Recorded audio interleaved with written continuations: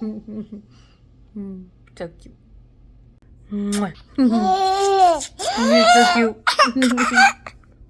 So the first episode is gorgeous to look at. The scenery that they chose, phenomenal. The effects, for a Netflix show, they're really good. For what they could be doing with it, I think it could be better. They overdid the slow motion way too much in the action scenes, so that was just a negative for me the entire episode. Can't continue with this cuteness.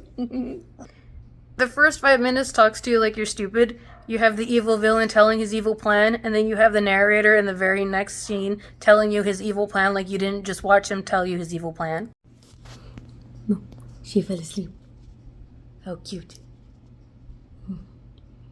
The music is a great rendition. They make it their own, and it stays true to the original, but of course is what makes it more recognizable. The story, however, you can feel that it's rushed. Irregardless if you've seen the show or if you haven't, you can feel that something has been condensed, a lot of what they want to do into the 60-minute runtime of the first episode. And when the key characters are there to just tell you the plot, and then they just disappear, you can tell that what's going on is just to get the bigger picture going, and that's never good because now again you're rushing the plot. As for the world building, I feel like it's very clunky. You're not really sure where anything's at, and the characters almost teleport from one area to another just because of the way the scenes overflow. You say one thing, let's go here, and then they're there in the next scene. So like, how long did it take you to get there? Where is this in correspondence to where you were before? It doesn't really explain any of that, and because of that, it just feels really, really rushed because you're going from one spot to the next spot to get the story going, and because you don't know anything about the area or what it's like, did the Nomads always live this close? Is that how he ended up where he ended up? Is that why they were able to get there so fast? It leaves too many questions because of how fast they're trying to take the plot to where it needs to go. The cat decided to join us. She's so cute. She's all purrs. So many sleeping little curs. As for a couple of other actors, as Kentaro Shini's work, she doesn't really convey the emotions of her words, and neither does her actions. Like when she moves, she feels very cardboard cut out.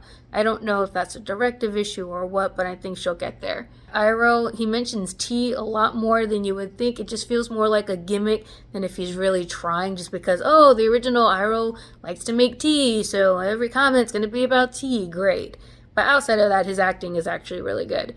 Aang really feels like a real kid. He's funny, he's likable, but when it came down to his actual arc, I think that the story is pushing it a little too fast because he's doing good in one moment, having fun, and then you have the exposition telling him what he needs to know, and, I don't want to spoil it, but let's just say something happens, and it happens way too fast. Outside of that, Sokka, I think, has done really well. Zuko does really good.